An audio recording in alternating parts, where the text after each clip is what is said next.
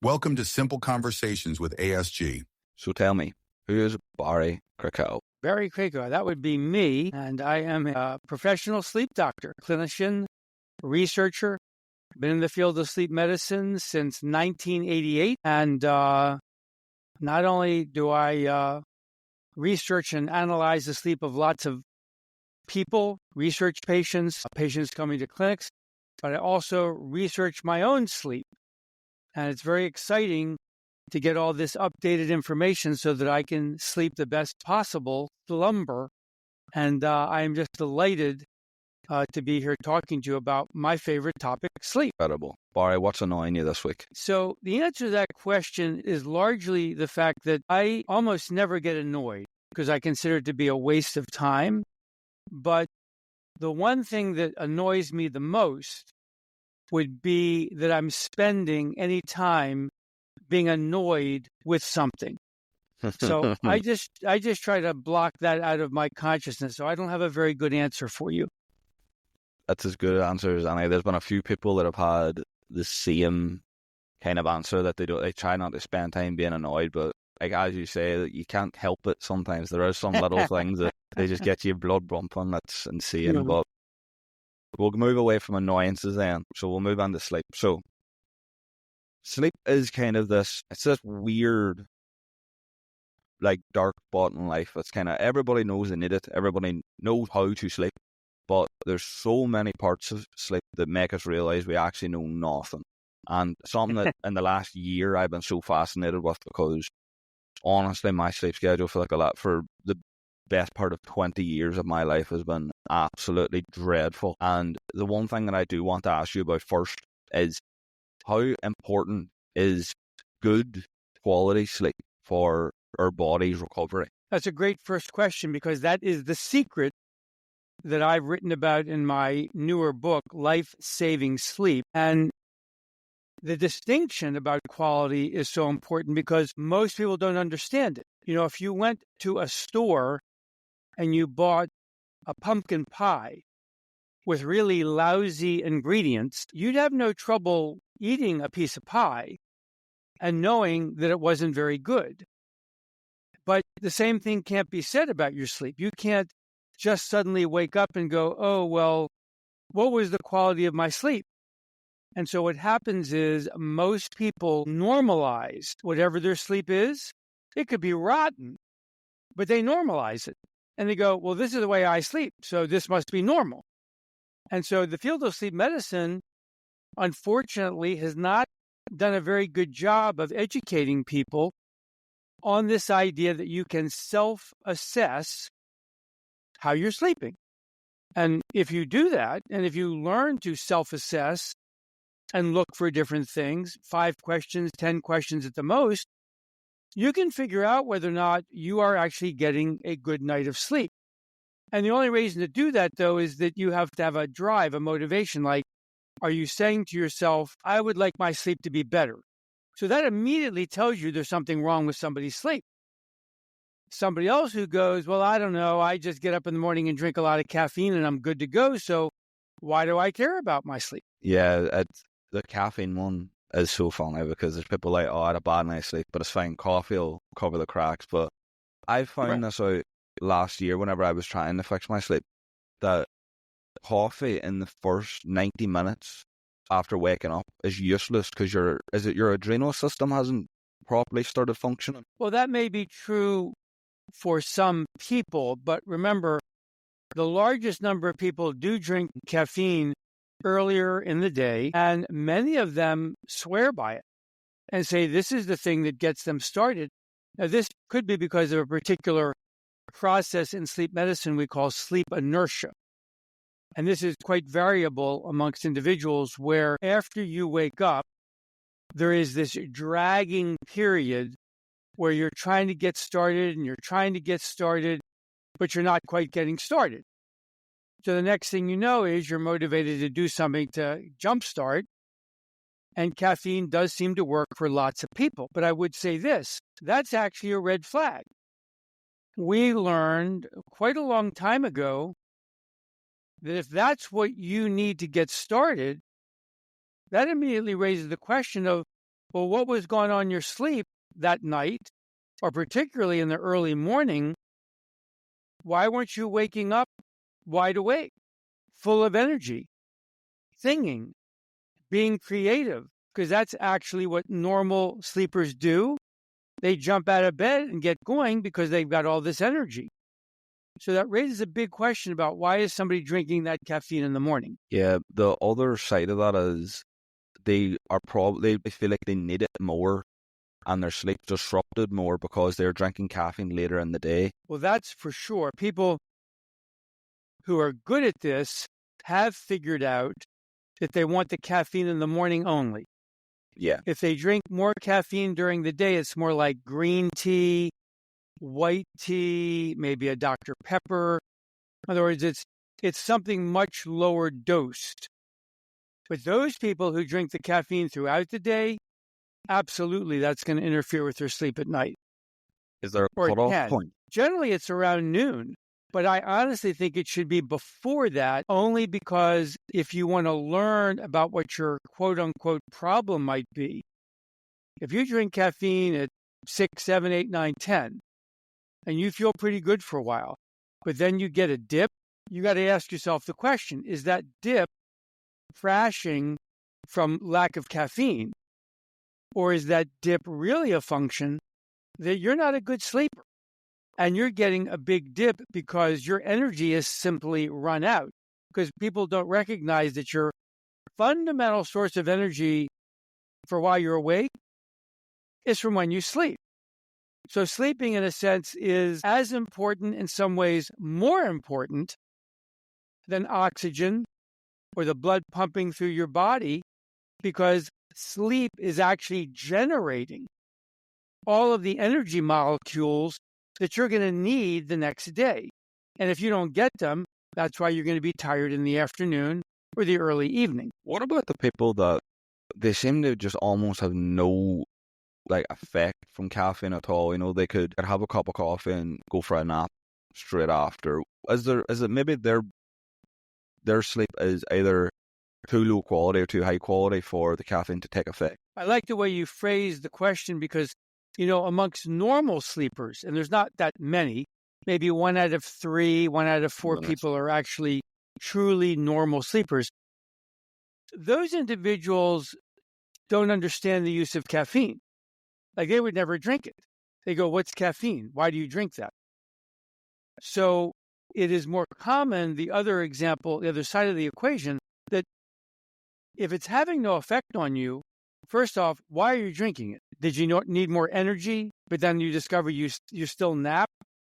Well, the very fact that anybody would nap during the day is a huge red flag, unless there's some explanation, like you're on the night shift, or the baby was crying in the middle of the night. And sure, we can always lose sleep, and then we want to nap during the day. Nothing abnormal about that.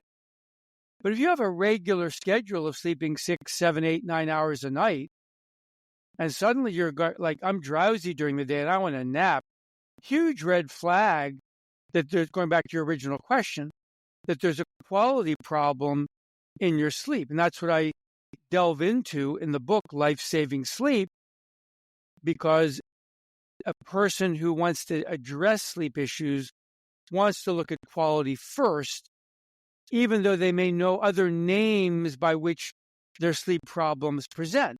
Like they have a breathing disorder, or they have a leg movement disorder, or they have insomnia, or they have nightmares. All of these conditions are highly relevant, but they have a common denominator, which is they're doing something to mess up your sleep quality. I do want to get into all that part that you mentioned about insomnia and nightmares, but there's something I do want to touch on first, because I know with me, especially in the last few months, it's been almost like stamped down my throat, adverts for Whoop and these different watches and apps that track your sleep quality. Some of them record you, TV Sleep Talk, and you mentioned obviously that you took an assessment of your own sleep. What is the actual best way to track your sleep? Because I feel like some of these apps, they all give different results. Is there a standout, best proven way to do it? Well, this is a more complicated area, but not because there's actually any bad news. this is all good news. Many of these wearables, even though you are absolutely correct, there's variation, some have more accuracy than others, but all of them actually provide some qualitative information. The quantitative part of it may be extremely unreliable, and you maybe don't even want to pay attention to it. But the qualitative aspect, for example, let's say you get one of these wearables that goes, you're getting this amount of non-REM and this amount of REM sleep, or you're getting this amount of deep sleep and this amount of light sleep. Well, one thing that you can do is you can say, and make this a really simple experiment, you say, I want to sleep better, and it says I'm getting light sleep. So what could you do? Well, you could lower the temperature in your bedroom, because most people actually get better, deeper sleep in a lower temperature. And by lower, I do mean under 70. For many people, it's under 65. My wife and I have been recently experimenting with under 60 degrees. This is Fahrenheit. And suppose you were to do that experiment, and now your wearable says to you, hey, your sleep is deeper than it was. Gosh, that's interesting. This actually had an impact. So that's a great tool to have. Another way to do that is with nasal strips and nasal dilators, because that can change your breathing. And you can use that, and you look at the wearable. The only downside to the wearable is if you keep sticking with that and say, oh, that's all the information I need. It's not. You're using that wearable to screen and experiment and get a lot of information to go, okay, where do I go next? And of course, when you say, what's the standard? It's a sleep study. And the sleep study could be a home sleep study. Those are also very variable and in many cases unreliable. And so their true standard is a sleep study in the sleep lab, which is very important to hear, because let's say you have a really severe sleep problem and you want to get to a sleep center. Well, for that person, a home sleep study is fine. But if you're on the border, you're going, I don't know, I think there might be something wrong with my sleep, but I'm not sure. That person would do so much better if the sleep professionals they're working with would put them in the lab, because some sleep disorders are much more nuanced, much more subtle, and the person needs more data, more very good objective data collected to give them clearer answers. But I'm very pro wearables. I really think there's a lot to go with that. Yeah, they do seem to be, I don't know if they're the best way, but they're probably the most practical way at the moment anyway, especially. But you mentioned sleep disorders, and you mentioned this term over and over again, and we live in a world now where terms are everywhere, so a lot of people will be like me, and they've just kind of give up on terms, so they don't really know what box they fit in. And you've mentioned insomnia a few times, and I've spoke about it before on the show. Can you give a brief overview of what insomnia is, in case someone listening has it doesn't know, and what they can do to fix it? Because I feel like it's a bit of a weird approach to it.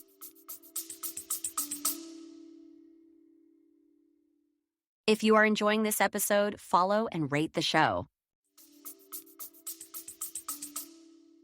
Yeah, you're correct about this terminology problem. For example, lots of people have insomnia, but will not use that word. Yep. And they won't use that word because it is clearly a stigma. Yeah. Because, see, for them, what they're doing is they're saying, what's wrong with me? Why can't I perform like other people who can sleep? Why do I have this problem? So that's stigmatizing.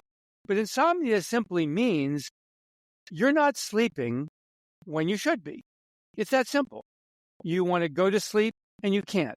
You want to stay asleep and you can't. You wake up in the morning and you can't get back to sleep, or early morning. So insomnia just means you have that difficulty when you are trying to have your sleep period, and you've been struggling with it usually for months or years or decades. Most people with a chronic problem of insomnia have tried lots of different drugs, lots of different over-the-counter remedies, supplements. Many people go and get psychotherapy.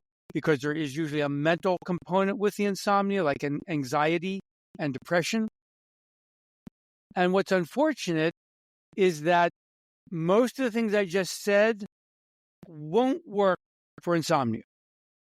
So it's kind of shocking. Like, insomnia is this really well-defined disorder in the sleep medicine literature.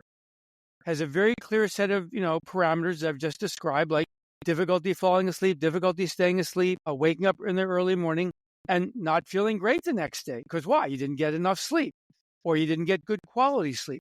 So it's easy to diagnose yourself, but it's hard to treat. Why? For two fundamental reasons. One, most healthcare professionals know nothing about insomnia. So they keep saying to people things like, oh, well, go get something at the drugstore, that should do it. Or here's a prescription for a sleeping pill, that should do it. Or they'll say, you're anxious, you're hyped up, I'm going to send you to a psychotherapist. So those models, while well-intentioned, they just don't work. And so that brings us to number two, which is that if a person is in the hands of a sleep specialist who treats insomnia, and my book, Life-Saving Sleep, in fact, actually provides much of the information an individual would need to treat it. Plus, I have my own coaching service on my website, barrykrakowmd.com. If a person had access to that sleep medicine professional aspect, most insomniacs can get treated within just a few months. Some take a little bit longer because they're more complex, especially those who've been on drugs for so long, they don't know what to do. And, you can't just suddenly get off those drugs because it's dangerous sometimes. So those patients do take longer. But again, it turns out that many of them have both psychological and physiological parts to their insomnia. Both need to be treated. And unfortunately, most healthcare professionals, most psychotherapists, most psychiatrists know nothing about what I'm talking about. In fact, my book, Life-Saving Sleep, the subtitle is New Horizons in Mental Health Treatment, is also very much geared for healthcare professionals to learn what they're missing in the treatment of sleep disorders for their patients. What role does nightmares play in insomnia? Because there will be a lot of people that they're maybe very prone to nightmares and they'll think that's the reason why they're not able to sleep. But what role does that play, and how do they actually come about? How does that come into your head? So nightmares are a crucial element in the field of sleep disorders medicine, which is very interesting because when you think of nightmares, you would normally think of it's a psychological condition brought on by trauma. And so you're going to see it in PTSD, post-traumatic stress disorder. I got my start in the field of sleep medicine in 1988, working with two psychiatrists at the University of New Mexico, Robert Kellner and Joseph Neidhart. And we developed a non-drug treatment for chronic nightmares. And in the process of doing that, the part that was so truly innovative and revolutionary was the recognition that nightmares, yes, they are a symptom of trauma, and they're a symptom of PTSD. But nightmares function also like a sleep disorder. We did a study in the early 90s that eventually got published in the very famous and prestigious journal of the American Medical Association called JAMA. And that study showed that this non-drug treatment for nightmares was effective in, of all people, women who had suffered sexual assault, had chronic PTSD, had chronic nightmares. We gave them no psychotherapy, no drugs. We gave them this technique. It's called imagery rehearsal therapy. This is also described in my book, Life-Saving Sleep. And not only did their nightmares get better, but their PTSD got better. And this was the first study ever published showing that if you independently treat a sleep problem, you actually change a mental health problem. And ever since then, this was published in 2001, that's about 25 years ago. Ever since then, others have begun publishing on this topic. Treat the sleep disorder, nightmares, insomnia, sleep apnea, and you actually see depression get better, anxiety get better, PTSD get better.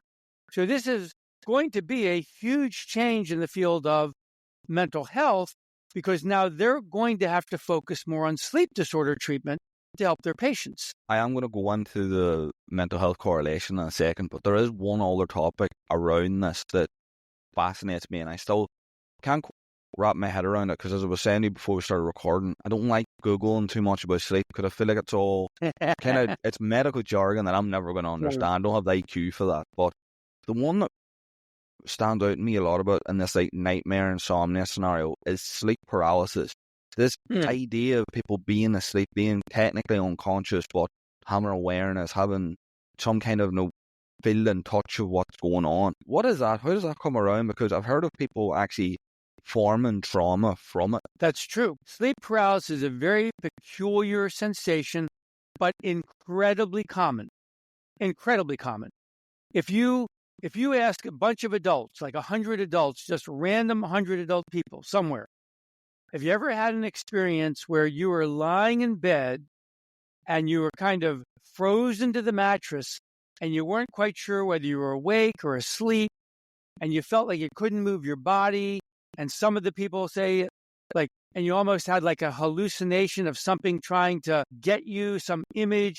This is called a hypnagogic hallucination. Most people have this experience as teenagers. And so if you ask people this, you'll actually get people who are 50, 60 years old go, oh yeah, I had that one time. I was 15 years old. I remember, man, it scared the heck out of me. And then I just shook myself awake and finally I woke up. It's terrifying. Right. But the people who have it regularly, that is really a problem, because they are constantly having difficulty with it, being freaked out by it, and there doesn't seem to be an obvious treatment unless, of course, you follow the research literature and you know exactly what's going on. So there's two kinds of people in particular that have this condition regularly that need to seek treatment from a sleep center. One is a condition called narcolepsy, where people often have way too much desire to sleep. They just want to sleep all the time. They can doze off all the time. And when those people doze off, they will go into REM sleep sometimes, right when they're napping. And yet, REM sleep is when everybody is normally paralyzed in their sleep. Because if you weren't paralyzed in REM sleep, would you really want to be acting out your dreams? No. So it's a protection. But narcoleptic patients actually go into REM and then can feel this sleep paralysis. Another group, and this is surprising, most people don't know this, even in the field of sleep medicine, unfortunately, a huge number of sleep paralysis patients actually have sleep apnea. And so when they treat their sleep apnea, the sleep paralysis goes away. I've had sleep paralysis my whole life. I first got it when I was a teenager, and I had it a couple times a year through college, through young adulthood. Finally, it got very rare. In my late 40s, I treated my sleep apnea, and then I never had it. But guess what? Once in a while, you're traveling, you're sick, you don't get to use your PAP machine, your CPAP machine. Next thing you know, you get a sleep paralysis episode. I had one just a couple months ago. What's going on here? I said, I want my PAP machine back. So it's remarkable how common it is in sleep apnea. And unfortunately, a lot of people go to the primary care doctor. They go, I don't know what this is. I'm sending you to a psychiatrist. I'm sending you to a psychologist. You can go to a sleep center. Some sleep doctors don't realize it's an indication for sleep apnea. That's unfortunate, but hopefully if a person pushes back against that, say, well, don't you think I need a sleep test? Yeah, I always think it's funny how they are directly sent to like a counseling session or a therapist, because this is gonna one of my future guests who's involved in paranormal activity and stuff hears this, he's gonna hate me, but no person has ever had trauma from this big weird figure walking through the door and you're nailed to your bed. Like It's obviously not a therapy problem. It's you need to test what your sleep is. There's obviously something wrong. It's not letting you sleep, but it's so funny how they jump to that. But it's now winning in quite nicely to this next topic, because people listening to this will probably associate a lack of sleep with like mental health issues and unhappiness, which is, it's kind of self-explanatory. Obviously, if you're constantly feeling groggy and terrible about yourself, you're not going to be very happy. But the first question I want to ask you about this topic is, there are a lot of people who sleep almost all the time. They're very deep sleepers constantly, and they almost seem to hit with the unhappiness more than the ones that are sleep deprived. What's the correlation there, or is it all kind of coming from the same place? No, you raised a very good point about a cohort where things can be missed in a certain way, where people think it's what's called depression with hypersomnia. So what that means is the person does sleep a lot.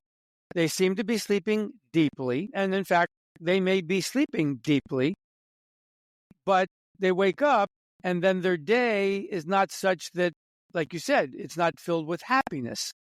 They go to a doctor, they get an analysis. The guy says, well, you're depressed. I want to put you on antidepressants. But even though that's true, that can happen, by the way. There is a condition called depression with hypersomnia. It turns out, though, it's a bit rare. It's much more common for depression to actually be linked with insomnia, or you're not getting enough sleep. But let's go back to the hypersomnia. Whenever anybody has hypersomnia, we always want to do sleep testing on them, always. We are never going to be comfortable with the diagnosis of depression and hypersomnia. I'm not saying it's not possible. I'm saying there's so many other possibilities that the sleep is actually the problem, causing most of the problem. Now, of course, you can have both conditions, but getting a sleep test or getting multiple sleep tests in someone who has this hypersomnia, just because they sleep a lot and they seem to sleep deeply, doesn't tell us that that is normal sleep. A sleep test has to evaluate that condition, because it may turn out there's other things wrong with the sleep, and there's other things could be triggering the unhappiness you're talking about. There's a great quote that I've seen circling recently, which is, most people's problems could be easily solved with a good night's sleep. And it brings me to that thing my Irish mother used to scream at me for years, was sleep on it all the time, sleep on it, sleep on it. Is there any real truth in those people that maybe have low morale or that no general unhappiness? Maybe not directly through sleep. Maybe it's just no general life things have happened and stuff. Is there anything that could correlate with them fixing their sleep as an aid of recovery that could? I'm not saying it's going to magically solve it, but it could work as a cog in the machine. Well, this is a very big issue that you're bringing up, because on the one hand, you could be talking about people who think and look like they're normal sleepers. But on the other hand, for all you know, something else is going on in their sleep. So let me give you one example to think about. Research over the last 10 years has clearly shown that there's a system inside your brain that is designed to wash waste matter, harmful, toxic biomolecules out of your brain. And when does that system work best? When you're sleeping. And when does it work best during sleep? When you're sleeping deeply. So if you have a sleep problem that is not getting you into that deep sleep, that's one way in which you're going to wake up and go, gosh, I don't feel that rested, because your brain didn't get a chance to actually clean itself, is the best way to describe that. So then for that person, let's ask the question. If that person isn't sleeping that well and they went to sleep and you said sleep on it, well, what are their chances of getting the solution they want? So that's one thing that a person has to think about. But the other thing in general, going back to your original point, I agree with you. There are so many things in life where if you're impatient and impulsive and you say, well, no, I've got to decide right now. No, that's often leads to mistakes, sometimes big mistakes. Learning to take a step back, whether it's to be still to quiet the mind, to be mindful, or in the best case scenario, sleep and see how you feel about it the next day. Unbelievable, powerful remedy and solution-oriented, built-in biological process. So on the one hand, I totally accept the model, but I don't want the people to miss out on this idea when sleeping on it isn't helping them as much as it could, because they don't realize their sleep problems are interfering with their mental activity. Would you say then that they maybe should focus on the surrounding factors? Because I understand what you're saying too, that maybe some of the things that are no swirling around their brain are maybe stopping them from actually getting to sleep. So would you say that sleep would maybe be, it should be prioritized as an aid but not as a solution? I like the question. My answer would be both. And one of the ways that I want you to think about this, in my book, Life-Saving Sleep, there's a section of several chapters where I talk about the relationship between sleep and emotional processing.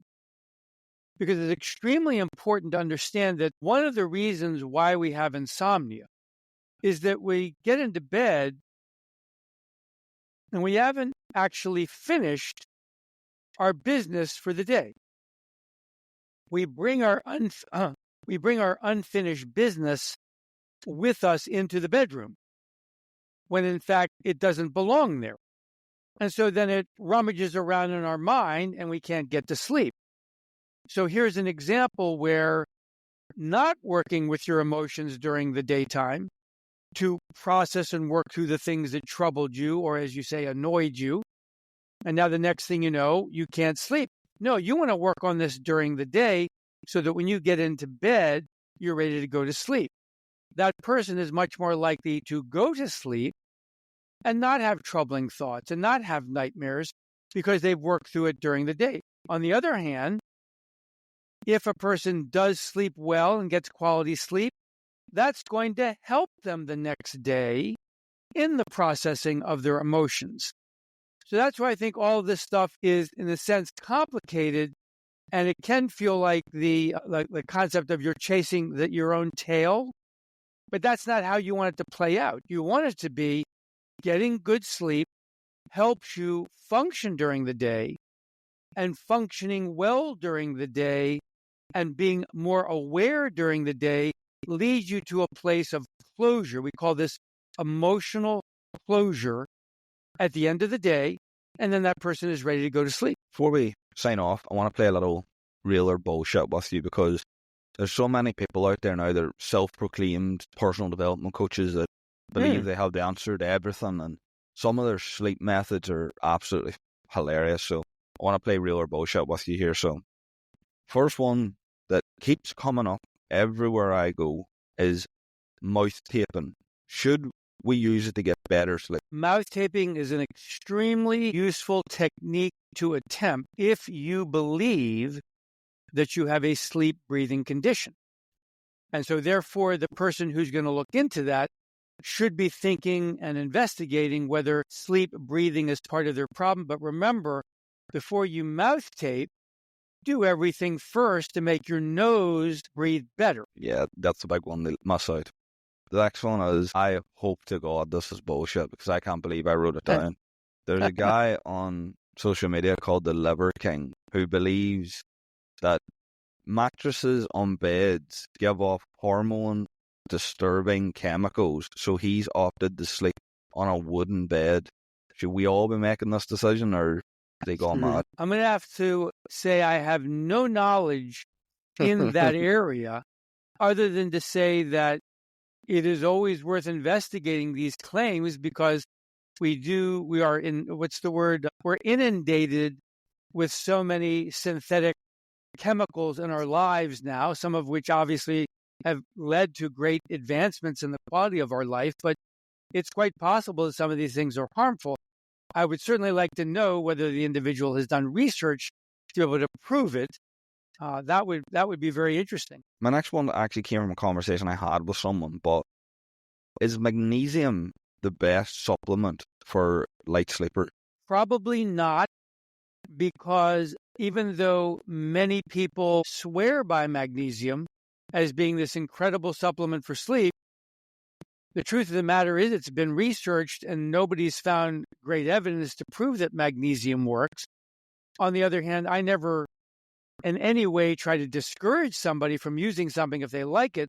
My point would be, if you think you have to use a supplement to help you sleep, how well have you actually examined your sleep problems? Because more than likely something else is going on. What is the actual best supplement for people who need help with sleep? I don't think there is a best. I do know that most people will experiment with melatonin, and a fair number of people, get benefits from it, just like a fair number of people get benefits from magnesium. But the problem still is the same one. They think they've solved the problem. Maybe they have in some cases. But if you're doing this long term, like you've got to have a supplement every night long term, something else is going on in your sleep. And by all means, just start with a wearable and see what you find out. Okay, this next one is sleeping on your stomach is more detrimental to your sleep than sleeping on your side. So that one's pretty far off the reality. What we know about sleep, position-wise, is that almost anybody who has a sleep-breathing condition will have worse sleep-breathing condition on their back. So those people, even if they're using a PAP machine, will sleep on their side, will sleep on their stomach. I sleep with a PAP machine on my stomach 90% of the night, sometimes on my side. So there's always caveats. The people who have back problems, hip problems, they must do different positions. So that's something different. But in general, the notion that you're going to get worse quality on your stomach really would only apply if there's some unusual neck positioning that is going to create some interference in your breathing. But no, more people have interference in their breathing by sleeping on their back. The next one is you should be absent of light exposure from devices for 2 hours before sleeping. I'm not overly convinced by that research. I'm not saying it can't have an influence. I'm not even saying there isn't some research showing some influences. I'm saying that it's nothing compared to your psychological understanding of sleep and your psychological understanding of emotional closure at the end of the day. If light overstimulates you and you know it's overstimulating, fine, don't do it. But I'm much more interested in knowing in the last 2 hours of the evening or near bedtime, if your brain is still going round and round in circles and you got to do this tomorrow and you're thinking about this from earlier in the day, the problem isn't light. The problem is right here in your heart. And you got to learn to listen to your heart, as we say in the fields of psychotherapy. So you work through that and come to a place of emotional closure. So much more important than just about anything else I can imagine as far as getting ready to go to sleep. And of course, this is something I spend a lot of time in all of the books I've written about sleep. I've always wondered that too. Like the people that go around social media with the blue light glasses and stuff. I'm always thinking in my head, what are you actually watching on your device 2 hours before sleep? Because if I watch some kind of massacre on my phone before I go to sleep, I won't sleep either. And it won't make a difference whether I've turned it off 2 hours before bed or not. But I mean, the world's a crazy place. There was another one there. People who sleep talk is a sign of mental health issues. Not likely. Sleep talking, though, if it's regular, is likely to be a sign of something physiological going on in the sleep, and it needs to be evaluated. A bigger and more important one is sleepwalking. If a person sleepwalks and they've injured themselves, absolutely go to a sleep center. If a person sleepwalks on a regular basis and doesn't injure themselves, they still could benefit from a sleep evaluation because there is no good reason to be sleepwalking that's going to help you, whereas you could find something else out that's going to make your sleepwalking go away and might give you better sleep. That was the next one I was actually going to ask. Is it true that if you wake a sleepwalker, they're at risk of death? Not that, but they're at risk for combating you. In other words, it's such a strange transition So you have to be careful about awaking people who are engaged in these kinds of things. You try to redirect them.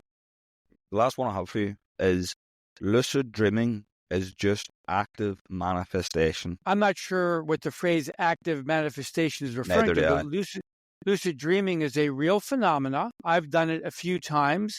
There's some people who are experts in it. They research it. They actually are trying to develop it as a technique for the treatment of nightmares.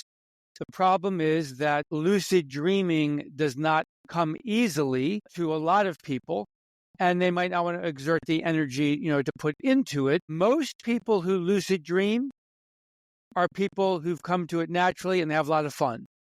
They say, I can't wait to go flying tonight because I'm going to literally go flying and it's going to be so much fun. And I did that a few times when I was first doing my work with nightmare treatment. That's when I learned about lucid dreaming. And I think all the work that I did on it actually triggered me in such a way that I began to lucid dream occasionally. I don't do much anymore. It's very rare, in fact. But I don't think anything about it is bogus. I think it's very real and it's interesting. It's a very interesting area of research, and they're going to be exploring it more in ways that could produce some valuable health benefits. There's my title. Sleep expert learns how to fly. Perfect. Anyway, Barry, plug whatever you want to plug now. This is your moment before we sign off. Well, it's been very good talking with you. This has been a very fun interview. I think we really covered the topics well. My book, Life-Saving Sleep, is out there on Amazon and wherever books are sold. It's great for people with, insomnia, nightmares, sleep apnea. And again, it's very valuable for healthcare professionals who would benefit from learning how much more they can help their patients by doing this. I also have a website, barrykrakowmd.com, where we sell more books and videos. On that website, there's also a sleep health coaching service where I tend to work with people having more complex issues where they had already gone to one or more sleep centers and didn't get good results. And now they're looking for somebody to help them reorganize it and redirect themselves into a better set of pathways. And then last, I have a Substack newsletter, which is free. It's called fastasleep.substack.com. And I post there once every couple of weeks, often on some research things I've been reading about with a few comments. Follow your new favorite interviewer with the link in the description.